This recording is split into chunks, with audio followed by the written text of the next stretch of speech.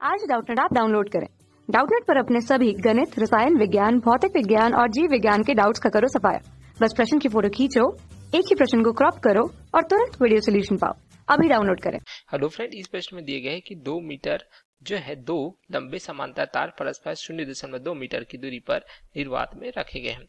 यदि दोनों तारों में जो है 0.2 एम्पीयर की विद्युत धारा एक ही दिशा में प्रवाहित हो तो तारों में प्रति एकांक लंबाई पर लगने वाले बल का मान हमें ज्ञात करना है।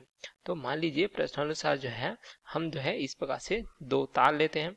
इस प्रकार से एक जो है ए बी लेंगे तथा एक जो है इस प्रकार से सी डी लेंगे। ठीक है, दोनों के एक दूसरे के क्या है समांतर रखे गए हैं प्रश्नानुसार। ठीक है, अब दोनों की लंबाई यदि एल है तो एल का मान क्या दिया गया प्रश्नानुसार 2 मीटर दिया गया है।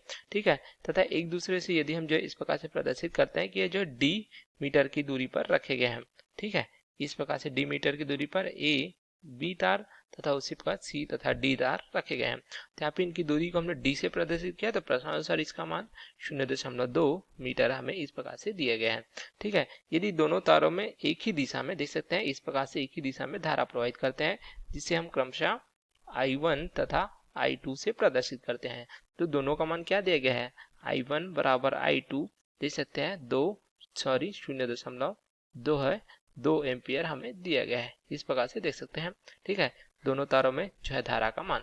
तो प्रति एकांक लंबाई में जो लगने वाला बल है इसका मान हमें ज्ञात करना है। तो इसके लिए हमें क्या सूत्र प्राप्त हो जाता है, ये प्राप्त हो जाता है प्रति एकांक लंबाई जो है इस प्रकार से बल को हमने जो है एफ से प्रदर्शित किया है तो एकांक लंबाई जो है इसे एल से प्रदर्शित करेंगे। तो इस पे जो लगने वाला बल है इसके लिए हमें क्या सूत्र प्राप्त हो जाता है म्यू 0/4 पाई गुणित 2 I1 I2 बटे क्या हो जाता है ये प्राप्त हो जाता है हमें डी के बराबर।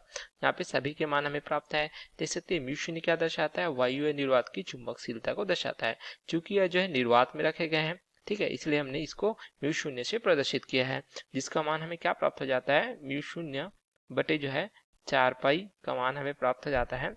ये हो जाता है 10⁻⁷ न्यूटन प्रति एम्पियर के वर्ग के बराबर। इस प्रकार हमें प्राप्त हो जाता है, एक नियत मान प्राप्त होता है।